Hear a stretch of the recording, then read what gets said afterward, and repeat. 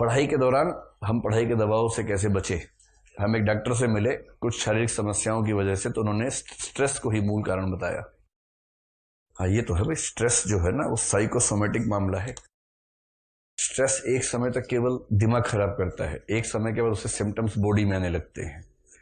फिर आपको नींद ना आना, नींद उचट गई, तनाव हो रहा है, और कभी कभी तो वाइब्रेशंस बॉडी में होने लगेंगे। वो सब चीजें स्ट्रेस से हो जाती है।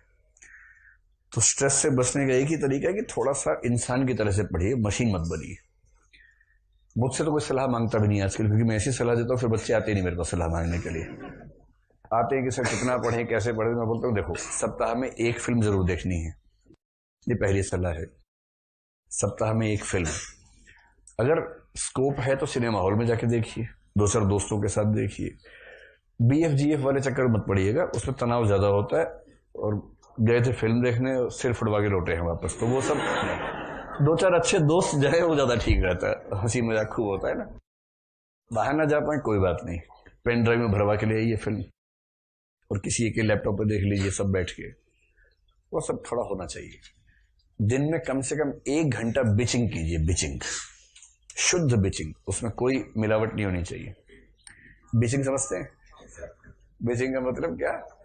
गप, गप पे लड़ाना, एकदम शुद्ध गप। उसमें ये नहीं कि अंतर्राष्ट्रीय संबंधों में बातचीत करेंगे, वो सब नहीं। अंतर्राष्ट्रीय संबंधों पे करना भी है तो उन वाले संबंधों पे कि ट्रम्प का किससे चल रहा है, इस तरह का, वो वाले अंतर्राष्ट्रीय संबंध। ये वाले अंतर्राष्ट्रीय संबंध नहीं कि इराक में क्या हुआ, सीरिया में क्या हुआ, वो सब नहीं। जब आप शुद्ध प्योर गपबाजी कर लेंगे 1 घंटा ना, तो मन इतना प्रफुल्लित हो जाता है उसके बाद, फिर पढ़ेंगे तो अच्छा लगेगा। और सफलता का बहुत तनाव मत लीजिए। वो कह गए हैं, तुलसी ने भी कही है ये बात, वैसे भी आती है कि चिंता वाकी कीजिए जो अनहोनी होए, अनहोनी होनी नहीं, होनी ही सो होए। तो चिंता उसकी करो जो अनहोनी है, और अनहोनी है तो हो ही नहीं सकती है, क्योंकि होना वही है जो होना है। तो नियतिवाद के अपने फायदे भी है। ये इसको डिटर्मिनिज्म कहते हैं। नियतिवाद का मतलब सब कुछ पहले से तय है। इसका फायदा ये है कि आपको तनाव नहीं होता, कि जब पहले से तय है ही तो फिर टेंशन किस बात की है। और मैं ये बात कई बार कहता हूँ, सीरियसली कहता हूँ, कि इस एग्जाम की तैयारी करने का केवल बोनस है कि आप IAS बन गए। ये सिर्फ बोनस है, शुद्ध बोनस है। इस एग्जाम की तैयारी करने के बाद आप जीवन में जहां भी जाएंगे, आप अभी जहां हैं उससे बहुत आगे प्लेस्ड होंगे। किसी भी फील्ड में चले जाइए। तो एक लेख मौका मिलेगा तो आपको मैं भिजवाऊंगा उस पर व्हाट्सएप पे। एक व्यक्ति ने पिछले साल एक लेख लिखा, 2 साल पहले की बात है, उसका सिलेक्शन नहीं हो पाया, तो कुछ लोगों ने उसका मजाक बनाया, तो उसने जवाब में एक लेख लिखा, कोरा पे है, कोरा अगर आप फॉलो करते होंगे ना, कोरा पे है वो लेख। और उसका भाव यही है कि इस एग्जाम की तैयारी की, IAS नहीं हुआ कोई बात नहीं, लेकिन उससे इतना कुछ हो गया कि मैं अपना जीवन ठीक तरीके से निकाल ही लूंगा। और फिर उसने कुछ एग्जाम्पल्स दिए कि मेरे साथ क्या क्या हुआ। अब क्योंकि मैं एक ऐसे व्यवसाय में हूं कि अगर मैं आपसे ये कहूंगा कि नहीं होगा तो भी जीवन अच्छा होगा, इसकी ये व्याख्या आप कर सकते हैं कि ये अपनी दुकान चलाने के लिए ऐसा बोल रहा है। अब वो व्याख्या करते रहिए, उससे मुझे फर्क पड़ता नहीं है।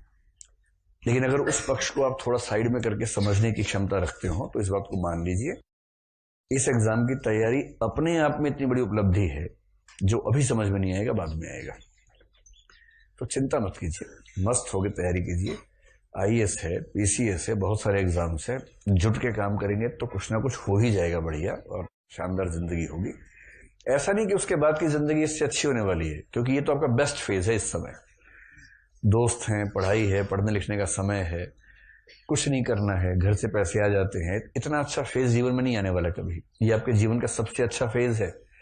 इसके बाद इससे खराब ही आने वाला है। IAS बनने के बाद IAS बन के वो मजा नहीं आएगा जो भी आ रहा है आपको मजा। नहीं, ठीक है, बुढ़ापे तक कौन बच्चा रह सकता है, उम्र बढ़ेगी तो जिम्मेदारी आएंगी। तो सहज रहिए, मेरी बात तो समझे। 1 घंटा रोज क्या करना है? गप्पे मारनी है, सीरियस टाइप की नहीं, मिस्टीरियस टाइप की। ठीक, हफ्ते में 1 आध फिल्म देखिए, मन खुश रहेगा। गाने वाने सुनते रहिए। सुबह उठे, जब तक तैयार हुए, गाने चलने चाहिए उस समय, सुनसान नहीं रहना चाहिए। मतलब मेरे ऊपर तो ऐसे स्ट्रेस नहीं है, मैं आज तक उस जीवन शैली में रहता हूँ। सुबह उठते ही मेरा पहला काम क्या होता है? म्यूजिक। मैंने अपने फोन में है प्लेलिस्ट है बहुत सारी, मैंने फोन में बना रखी है, गाना.com पे, savan.com पे बना रखी है अपनी प्लेलिस्ट। तो उसमें एक प्लेलिस्ट का नाम है गजल्स, एक का नाम है भजन्स, एक का नाम है पार्टी, एक का नाम है जिम, इस तरह से। तो अगर एक्सरसाइज, कौन सा हनी सिंह प्लेलिस्ट भी नहीं है, हनी सिंह के गाने बीच बीच में आते हैं, जैसे पार्टी वाले में आ जाते हैं। अब जैसे सुबह उठे, मूड भक्ति टाइप का हो रहा है, तो भजन चला दिए। वैसे मेरा मूड 100 में से 99 पर गजल टाइप का रहता है, तो मैं गजल चला देता हूँ। अब चलती रहती है गजलें। तो उससे क्या होता है कि जो समय आपके उदास होने का समय हो सकता था, इसलिए ठीक हो गया क्योंकि आपके आसपास माहौल ठीक बना हुआ है। म्यूजिक आजकल जिस तरह से उपलब्ध है, अपने फोन वोन पे हमेशा ऑन रखिए। आजकल तो मैंने देखा जितने बच्चे सड़क पर चलते सब कान में लगा होता है, और जब चलते हैं तो लगता है कि रोबोट चल रहा है कोई। तो कान में लगाइए या वाईफाई ब्लूटूथ स्पीकर लीजिए छोटा सा, पूरा आसपास 3-4 कमरे गुंजा दीजिए सुबह सुबह। मतलब मशीन की तरह पढ़ेंगे तो दुखी रहेंगे, पढ़ाई कीजिए इंसान की तरह, तो बात बनेगी।